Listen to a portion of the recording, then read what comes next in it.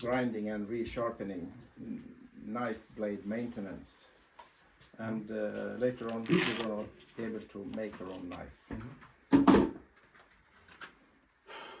So we have a Tormek grinder with a leather belt, and we have a diamond honing stone. So, but we can talk a little bit about different damage on the blade. Let's say that you accidentally hit a stone or something, so the edge is bent away.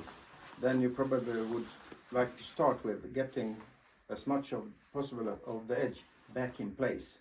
Otherwise, when you start grinding, you will get a big hole in the edge. Actually, when you're using sharpening steel, that's the purpose, to get the edge back in place. And straight in center. Yeah. And if you got a very bent edge, it's just to use something that is hopefully harder than the blade to work on it and get it, strike it back in position. I would say that's the first you try before honing or grinding. And when you're grinding, I would say that sparks is it's not necessary. No. It's a truth. Probably in US it's quite common. They need to have sparks. Yeah, because otherwise it doesn't happen. It shouldn't be sparks. I mean, the grinding should always be cooled. Right. Because otherwise you destroy the material. Overheat it. Overheat. The risk is when you come to the thinnest part of the edge, the heat has nowhere to go, and overheating the very last sharp tip of the edge where you really need the hardness. Where it's needed. Yeah, where it's needed.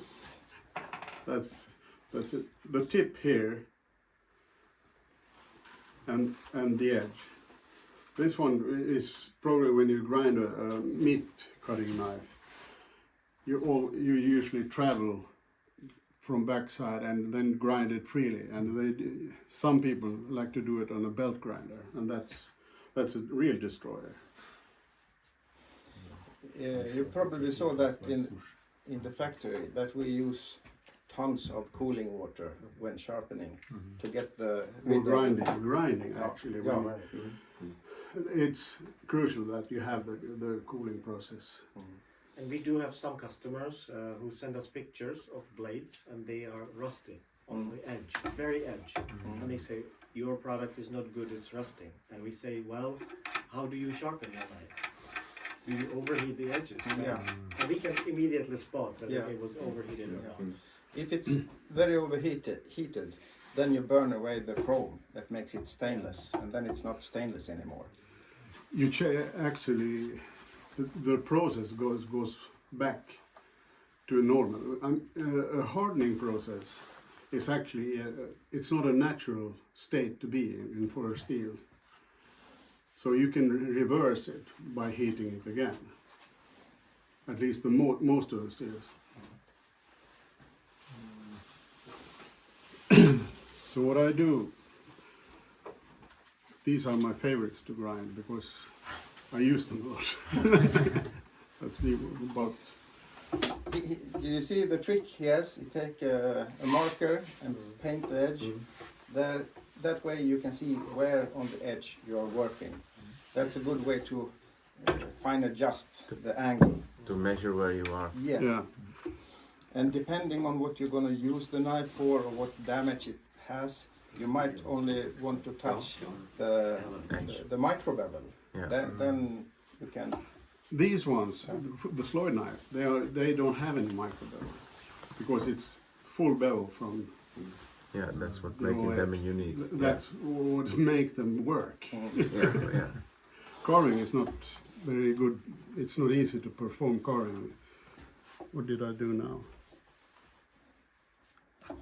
I have to check a little bit where I am. I can do it by doing like this. So I need to be, this one is not adjustable. We have to. Yeah, but mine at home is just, Okay. I can adjust a little bit here. So I move it, it's easier. Basically, the preparation is the most important Yes. part. Yes. Yeah. How to adjust the machine and to make sure that Yeah. when you start grinding, you do it the right way. Yeah. And that's on trying and do it again and again and again, because then you destroy your You destroy it. Yeah. That's why I use this one. Or you're causing yourself more work. Absolutely. Yeah.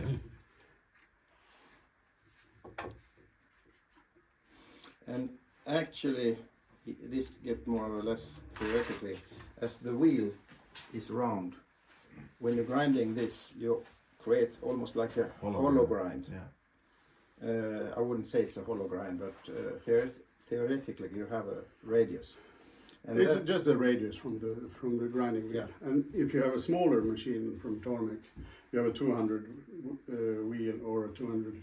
This one is 250. It has been. This one has been used for a while. anyhow, when you need, if you're working with it and You need can a see now I'm touch. starting to get there. I like to have it a little bit or in the center. So I want to move it a little bit more. If you're carving and feel that you need an up touch, then you might work This on, one is on more the up. edge part, because this little hollow make that you can touch just closest to the edge and still keep the performance of the edge. Yeah. I moved it a little bit more.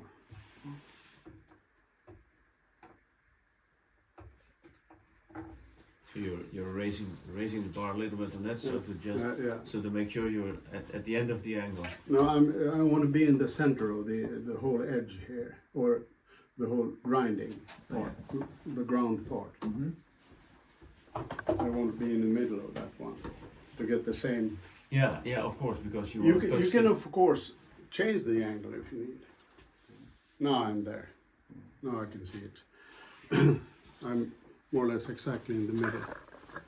Yeah, so you have this line and that line, and you want to be In center. just in center, so that Yeah. when you start grinding, you're starting in the middle, Yeah. and you work out the edge to both ends. And I keep the same grinding angle as it was made in. Yeah. Hopefully it is the same here, but